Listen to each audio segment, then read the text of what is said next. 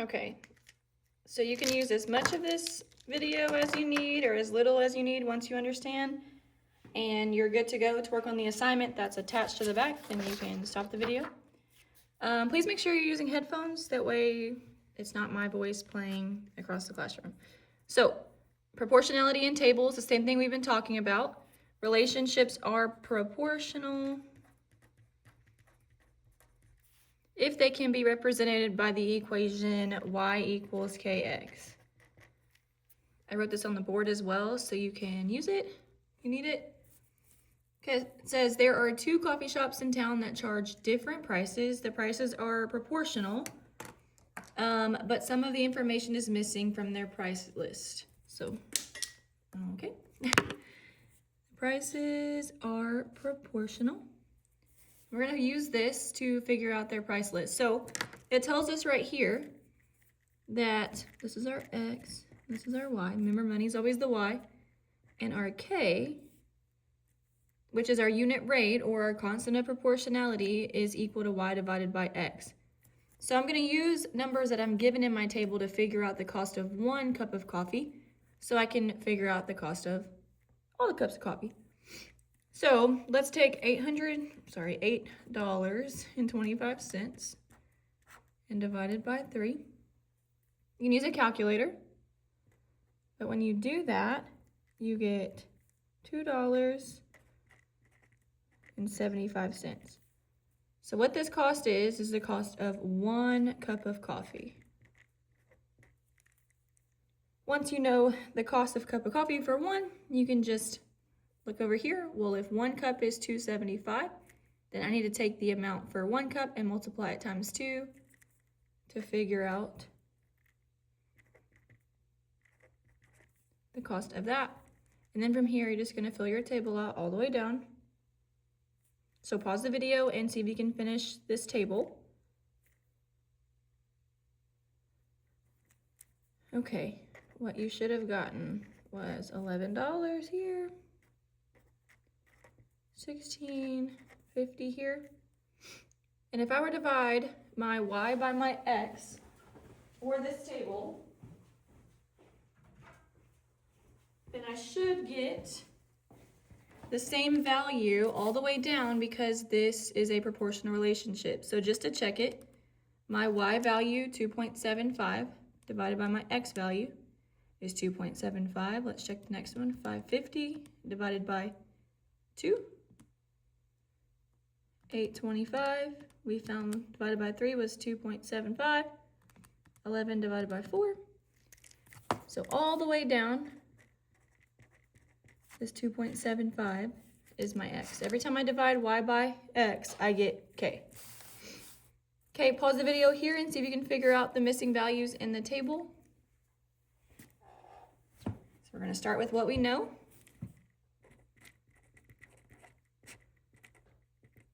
So when I divide $5.60 divided by, what was I getting, 2? I get that this value is $2.80.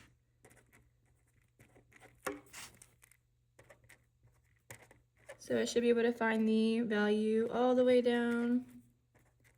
When our relationship is proportional, that means that each time I add to my x, I'm adding the same amount to my y. So over here, my table is adding by 1.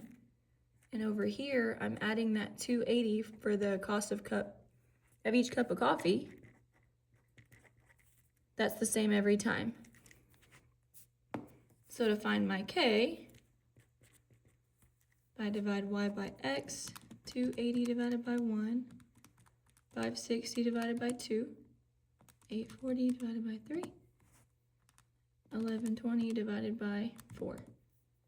Every single cup of coffee is the same, $2.80. What do you notice that is different about the 2 tables? So looking at these 2 tables, what's the biggest difference that we see? The cost of the cup of coffee is different. They're changing at a different rate each time. So they are increasing at different rates.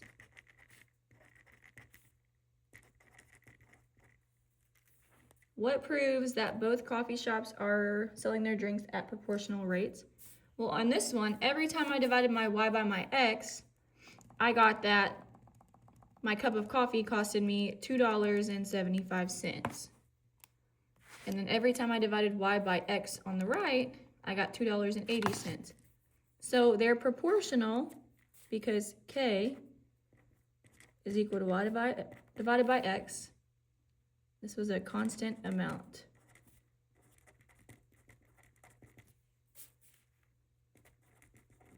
Constant rate per cup of coffee. If you purchased 9 cups of coffee at Houndstooth Coffee, how much would you spend? How much more would you spend if you purchased 9 cups of coffee at Seattle Coffee Works? How much more would you spend at Seattle Coffee Works Houndstooth over Seattle Coffee Works? So let's figure out, well, if my equation here, which we talked about yesterday, if K is 2.75x, that's my equation. This is at Seattle. And at Houndstooth, y is equal to 2.8x or $2.80. So if I'm looking at cups of coffee, I'm purchasing 9 cups of coffee at each one. Coffee was an x value. So that's where I would plug in at 9 for my x. And then I would solve it.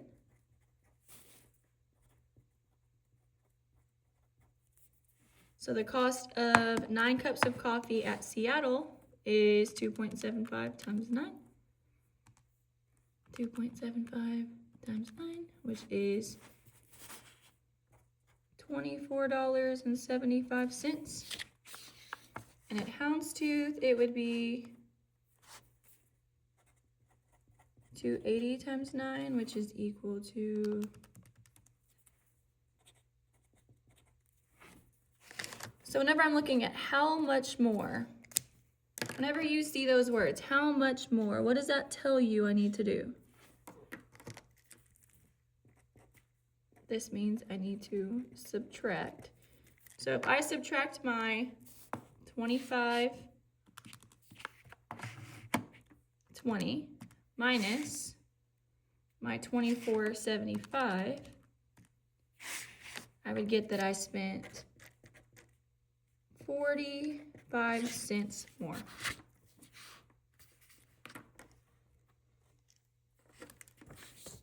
Okay.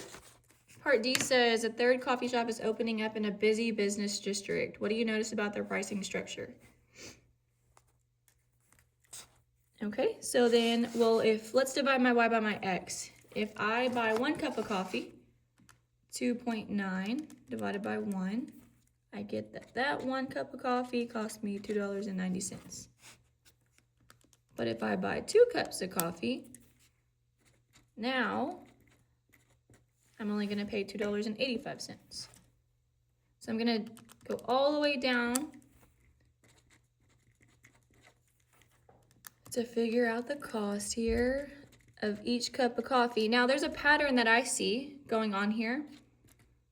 Each time my amount per cup of coffee is decreasing by 5 cents. So the more cups of coffee you buy, the less each cup costs. So then with that pattern continuing, I know that this cup of coffee should cost me $2.70 per cup, and this one should be $2.65. So it says, what do you notice about their pricing structure? Well, the cost per cup decreases as number of cups increase.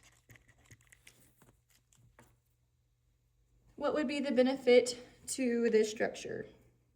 Well, you're saving money.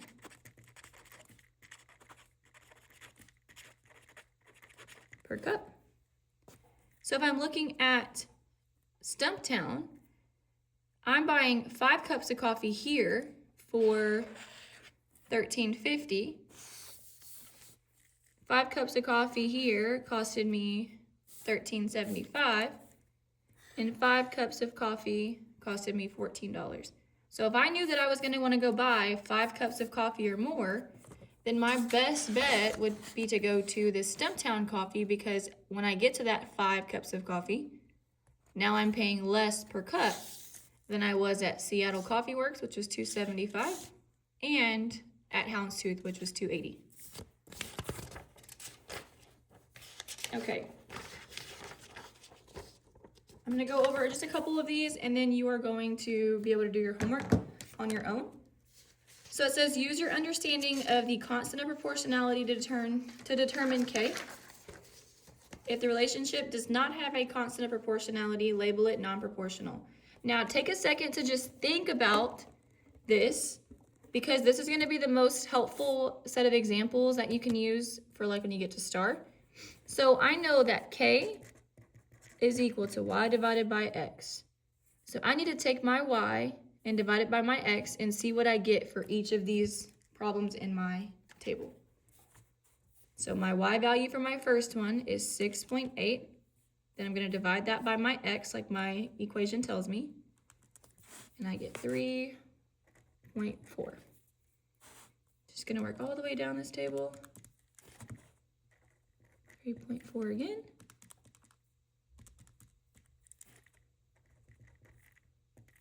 And then 37.4 divided by 11. And I get 3.4.